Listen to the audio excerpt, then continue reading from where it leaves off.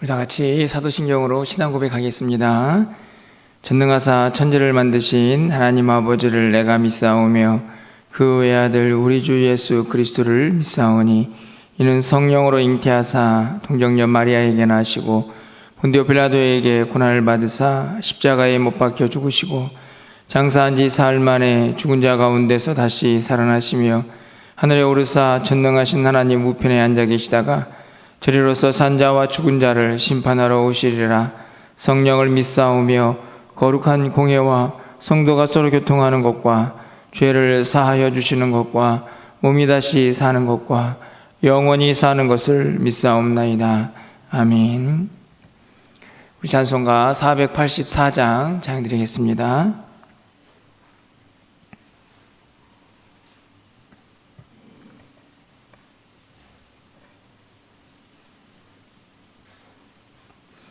(484장입니다)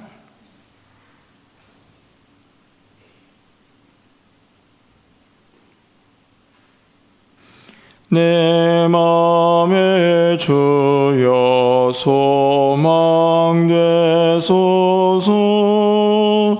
주 없이 모든 일 헛되어라. 밤에나 낮에나 주님 생각, 잘 때나 깰 때 함께 하소서. 지혜의 주여 말씀으로서 언제나 내 안에 계십소서. 주는 내 아버지 나는 아들. 주 안에 내가 늘 함께하네. 세상의 영광 나 안 보여도 언제나 주님은 나의 귀여. 주님만 내 맘에 계시오니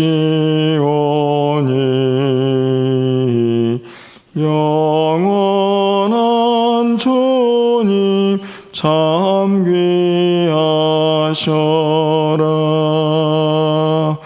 영원한 주님 내 승리의 주.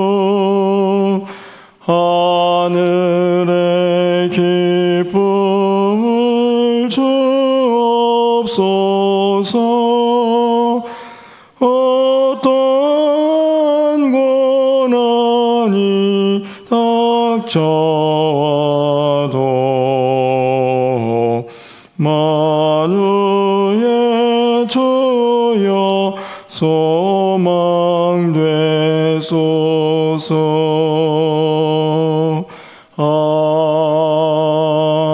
아멘. 오늘 하나님 말씀은 시편 63편 1절에서 11절까지 말씀입니다. 구약성경 846쪽에 있습니다. 시편 63편 1절에서 11절까지의 말씀을 한 절씩 교독하고 11절은 함께 읽겠습니다.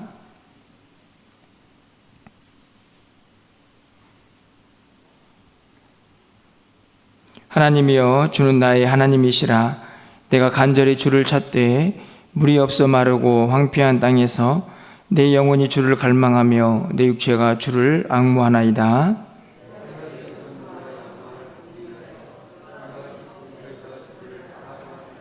주의 인자하심이 생명보다 나음으로 내 입술이 주를 찬양할 것이라.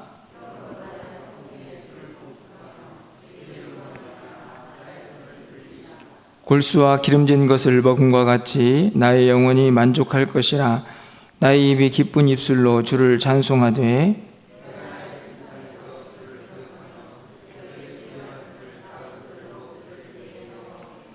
주는 나의 도움이 되셨음이라. 내가 주의 날개 그늘에서 즐겁게 부르리라.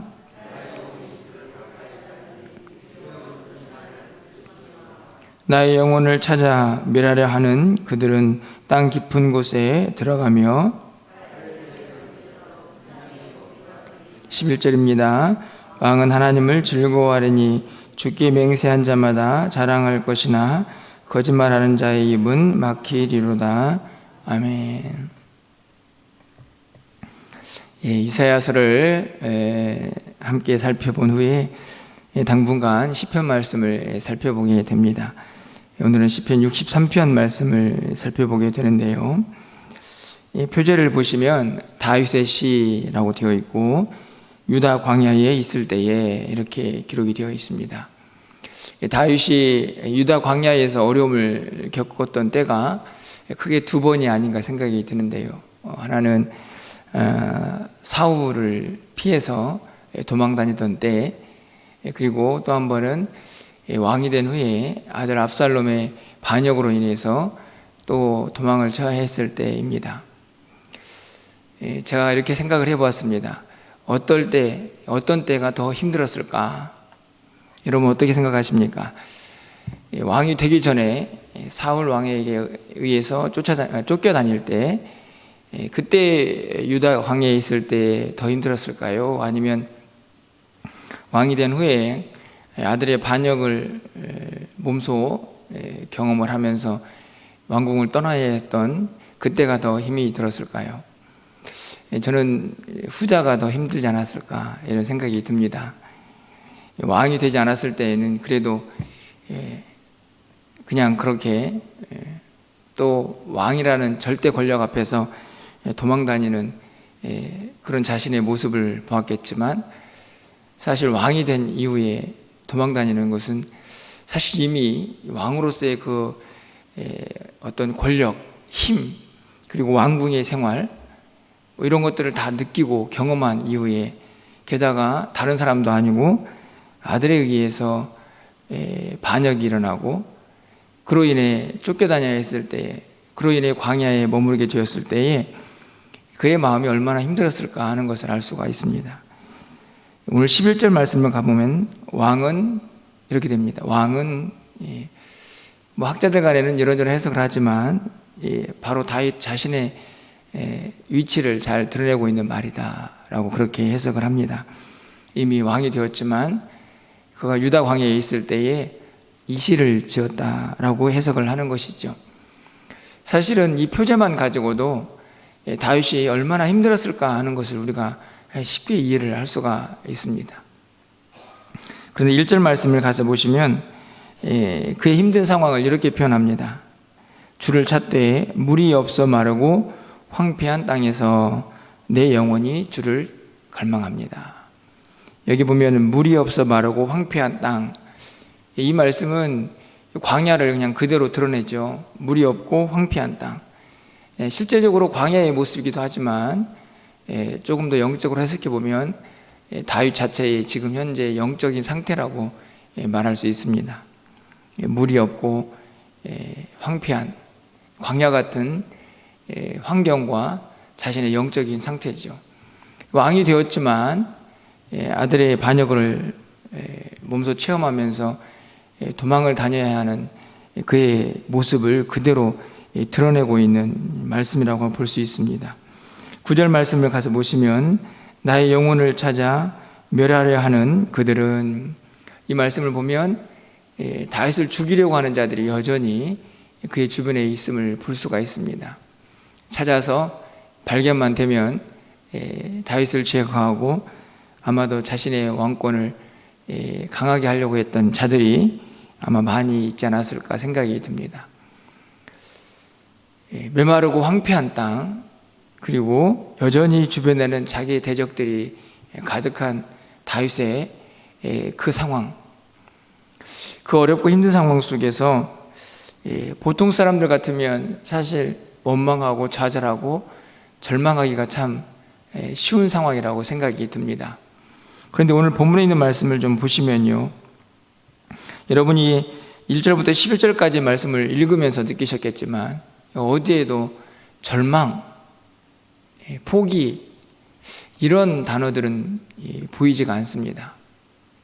오히려 다윗은 어떻게 하고 있습니까? 더 하나님을 부르짖고 찾고 있는 모습을 발견할 수가 있습니다. 1절 말씀을 다시 가서 보시면 하나님이여 주는 나의 하나님이시라 이렇게 선포를 하죠.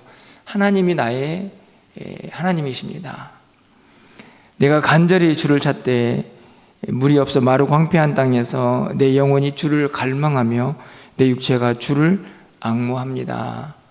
갈망, 앙모 이런 단어들 여러분이 잘 아시죠? 간절하게 오직 하나님만을 바라보고 있는 자신의 영과 육을 표현하고 있습니다. 자신의 상태는 지금 광야에서 몹시 힘들고 어렵지만 자신의 영과 육을 송두리째 가지고 나와서 나의 하나님이 되신 주님만을 오직 의지하면서 갈망합니다 라고 고백을 하고 있는 것이죠. 여러분 2절 말씀을 가서 보시면 내가 주의 권능과 영광을 보기 위하여 이와 같이 성소에서 주를 바라보았나이다. 지금 자신은 광야에 있는데 갑자기 성소의 이야기가 등장을 하죠. 이 말씀은 아마도 다윗이 성막에서 하나님의 언약궤를 모셔놓고 그가 경험했던 아름다운 기억들을 회상하고 있다고 생각이 듭니다. 비록 광야에 있지만 주님과 함께 하나님의 영광을 경험했던 그 시간을 그 자리에서도 기억하고 바라보고 있는 것이죠. 어찌 보면 신앙의 아름다운 추억이라고 말할 수가 있을 것 같습니다. 그 추억이 힘이 되는 것이죠. 하나님의 영광을 경험했던 그 시간. 이 말씀을 보면서 우리 성도님들도 교회에서 또 성전에서 또 각자의 자리에서 이런 아름다운 기억들이 많이 있는 것이 우리가 힘들고 어려움을 겪었을 때에 얼마나 큰 힘이 되는가 하는 것을 다시 한번 돌아보게 됩니다.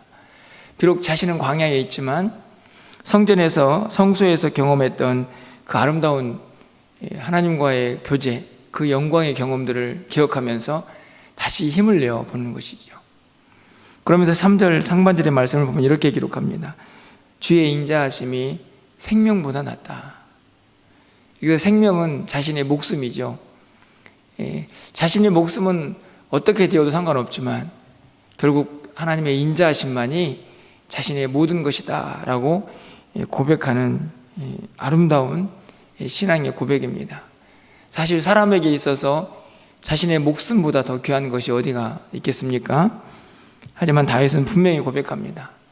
자신의 생명보다 더 소중한 것은 하나님의 인자하심, 한결같은 사랑이다 라는 사실을 분명히 고백을 하고 있는 것이죠.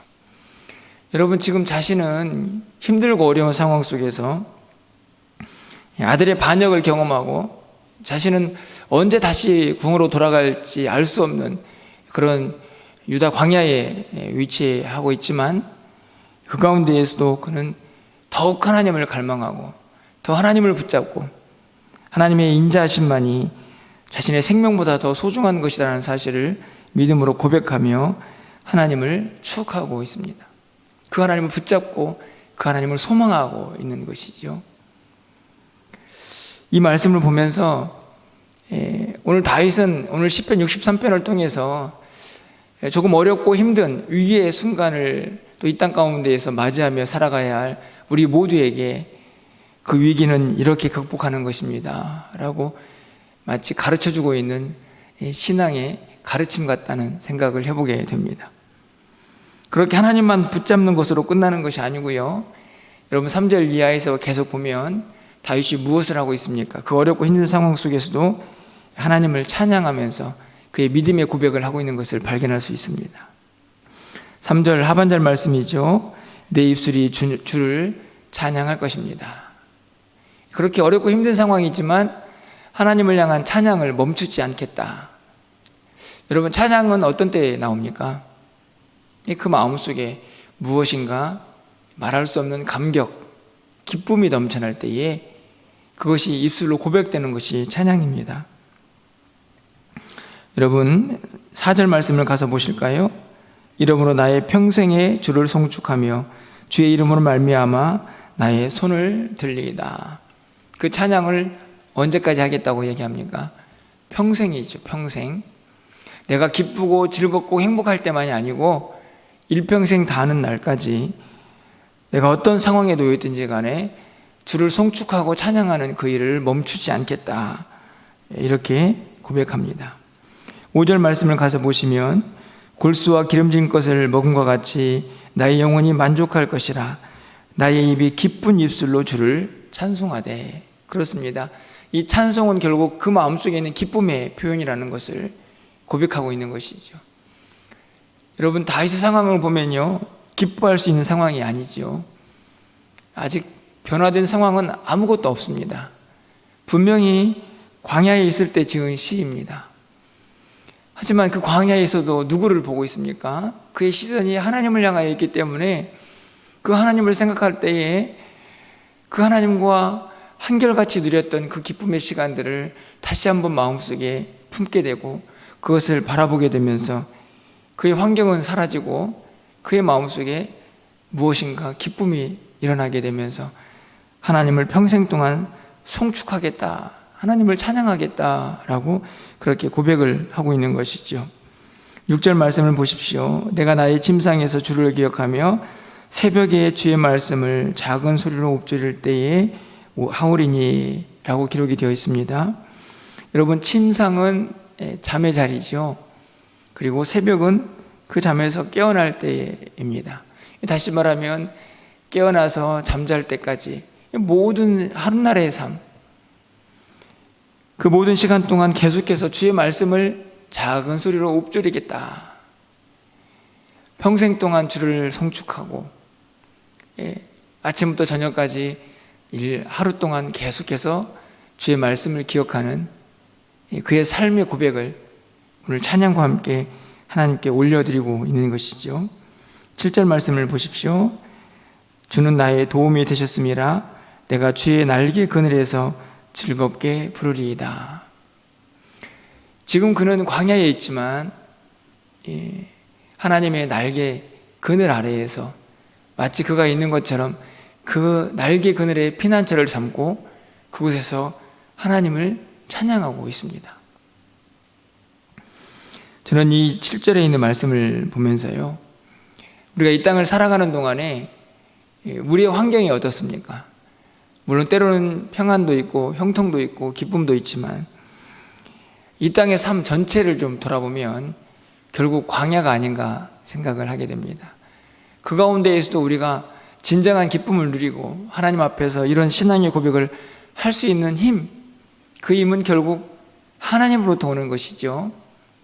광야 같은 세상에 살고 있지만 그 광야 속에서도 하나님의 날개 그늘 아래 피난처를 삼는 자들만이 이런 유리한 고백을 할 수 있지 않나 생각하게 됩니다.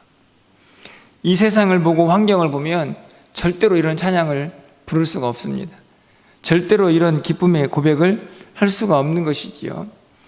하지만 아무리 힘겹고 태양빛이 따갑게 내려쬐는 광야일지라도 하나님의 그늘 아래 피난처를 삼고 그곳에 숨어 있는 하나님의 백성들은요, 그 그늘 아래에서 참된 위로와 평강을, 기쁨을 누릴 수가 있다는 말씀입니다.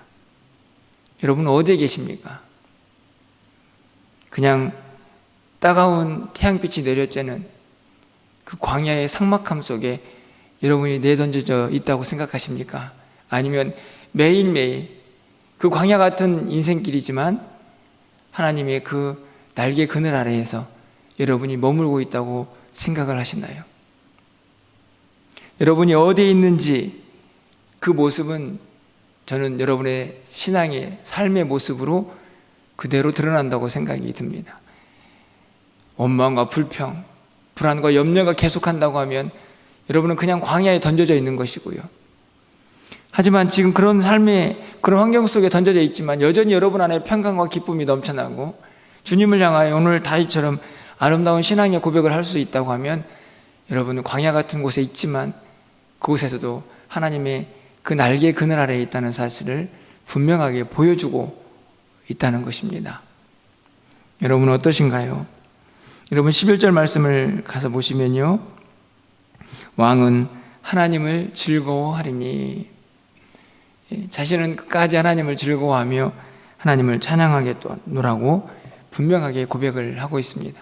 어떤 상황 속에서도 하나님을 향한 그 구원의 기쁨과 감격, 하나님과 함께 했던 아름다운 시간, 주의 영광을 경험했던 그 시간들을 절대로 빼앗기지 않겠다고 하는 간절한 신앙의 고백입니다. 제가 지난 주일에 절대로 빼앗기지 맙시다 라고 여러분에게 설교를 했던 기억이 납니다. 그 빼앗기지 말아야 할 상황이 분명히 오늘 다윗에게 펼쳐져 있지 않습니까? 광야에서 아들의 반역 가운데 위기의 상황 속에 놓여져 있지만 그는 그의 기쁨을 빼앗기지 않고 있습니다. 하나님을 향한 그의 믿음의 고백도 빼앗기지 않고 있습니다. 여전히 하나님의 그 날개 그늘 아래에서 하나님을 찬양하겠노라고, 하나님을 붙들고 그의 유일한 도움 되신 하나님만 붙잡고 살겠노라고 분명하게 믿음의 고백을 하고 있는 것이죠. 다윗은 그의 삶에 찾아온 위기를 어찌 보면 더 하나님 앞에 가까이 나아가는 그런 전화위복의 기회를 삼고 있다라고 생각이 듭니다. 하나님을 더 부르짖고 하나님을 더 찬양하고 하나님 앞에 더 간절히 나아가 그 하나님을 갈망하고 있는 것이죠. 하나님만이 그 모든 상황을 바꿔놓을 수 있는 유일한 힘이라는 사실을 그가 믿음으로 고백하고 있는 것입니다. 저는 우리가 지금 경험하고 있는 이 시기도 분명 어찌 보면 위기가 아닐까 생각이 듭니다. 많은 성도들의 믿음이 흔들리고 있습니다. 계속해서 예배를 참석하지 못하는 상황이 되고, 또 교회에 나와서 성도의 교제와 또 이런저런 양육을 하지 못하는 상황 속에서 이제 오롯이 자기 혼자만 그 신앙을 마치 견뎌내야 하는 것처럼 그렇게 외롭게 신앙의 싸움을 하고 있는 성도들을 많이 보게 됩니다. 하지만 또 한편에서는 그렇기 때문에 더 하나님을 부르고, 그렇기 때문에 또 하나님을 찾고, 그래서 더 하나님을 갈망하는 자들을 봅니다. 분명 똑같은 위기에 직면해 있지만 어떤 이들은 그들의 믿음이 점점 약해져가는 성도들을 보게 되기도 하고, 어떤 성도님들이 더 하나님을 부르짖고 하나님을 갈망하는 자들을 보게 됩니다. 우리는 어떻게 살아야 할까요? 이 위기를 어떻게 극복해야 할까요? 다윗은 우리에게 분명하게 가르쳐줍니다. 더 하나님을 부르짖으십시오. 더 하나님을 갈망하십시오. 더 하나님을 바라보십시오. 아무리 힘들고 어려워도 하나님의 그 날개 그늘 아래에서 우리는 주님을 찬양할 수 있어야 합니다. 주님을 붙잡을 수 있어야 합니다. 주님만을 바라볼 수 있어야 합니다라고 우리에게 권면하고 있는 것입니다. 오늘 이 말씀을 다시 한번 우리의 마음속에 깊이 묵상하고 새기면서 우리에게 닥쳐온 이 위기를 어떻게 이겨내야 할지 다시 한번 하나님의 아름다운 신앙의 고백으로 이 아침에 나아가는 우리 모두가 되기를 소망합니다. 그리고 그렇게 또 이 하루를 또 우리에게 닥쳐온 이 위기를 잘 이겨내는 믿음의 사람들 다 되시기를 주님의 이름으로 간절히 축원합니다. 기도하겠습니다. 사랑의 하나님, 다윗이 처한 이 힘들고 어려운 위기의 순간을 다시 한번 돌아봅니다. 왕의 신분을 뒤로하고 쫓겨나 광야에 머물러야 했던 그의 모습, 아들 압살롬에 의해 반역이 일어나고 그 왕의 신분을 잠시 내려놓고 광야로 떠나야 했던 그의 모습을 살펴보면서 때로는 이 땅을 살아가는 동안 우리가 직면한 위기들을 우리가 어떻게 극복하고 있는지 다시 한번 돌아봅니다. 하나님, 오늘 다윗처럼 우리도 어떤 위기 앞에서도 하나님을 향한 그 마음을 내려놓지 않도록 다시 한번 우리의 마음을 붙잡는 이 시간이 되게 하여 주시옵소서. 광야 같은 세상이지만 하나님의 날개 그늘 아래에서 오직 주님만을 바라보게 하시고 하나님만을 의지하게 하시고 우리의 도움 되신 주님만을 붙잡고 하나님을 찬양하며 승리하며 살아갈 수 있는 우리 모두가 되게 하여 주시옵소서. 믿음의 사람들이 더욱더 견고해지는 믿음을 간직하기를 원합니다. 저들의 믿음이 흔들리지 않기를 소망합니다. 주님만을 바라보게 하시고 주님의 은혜로 말미암아 이 어려운 위기들을 극복할 수 있는 하나님의 사람들이 다 될 수 있도록 주여 도와주시옵소서. 우리가 부르짖을 때에 하나님 우리를 외면하지 마시고 우리를 도우시고 붙잡아 주시는 전능하신 하나님의 손길을 경험할 수 있도록 하나님 역사하여 주시옵소서. 오늘도 사랑하는 성도들이 주 앞에 나와 간구합니다. 부르짖습니다. 하나님 저들의 기도를 들응답하여 주셔서 각자의 자리에서 위대하신 하나님의 손길을 경험할 수 있도록 하나님 도와주시옵소서. 그 하나님을 마음껏 찬양하며 그 하나님을 붙잡고 승리하며 살아갈 수 있는 우리 모두가 되게 하여 주시옵소서. 이 나라의 민족을 불쌍히 여겨주시고 위정자들이 하나님을 향하여 악한 법들을 만들지 않도록 주여 도우시고 인도하여 주시옵소서. 사랑하는 성도들 믿음 흔들리지 않도록 이 코로나 위기 속에서도 저들의 믿음을 지켜주시옵소서. 우리 교회를 지켜주시옵소서. 사랑하는 자녀들을 지켜주시옵소서. 오직 하나님만이 우리의 도움 되심을 믿음으로 고백하며 승리하며 살아갈 수 있도록 주여 역사하여 주시옵소서. 오늘도 사랑하는 성도들 저들의 출입을 지켜주시고 어디에서 무엇을 하든지 간에 주님과 동행하는 한날 되기를 간절히 소망하옵고 예수 그리스도의 이름으로 기도합나이다. 아멘. 오늘 또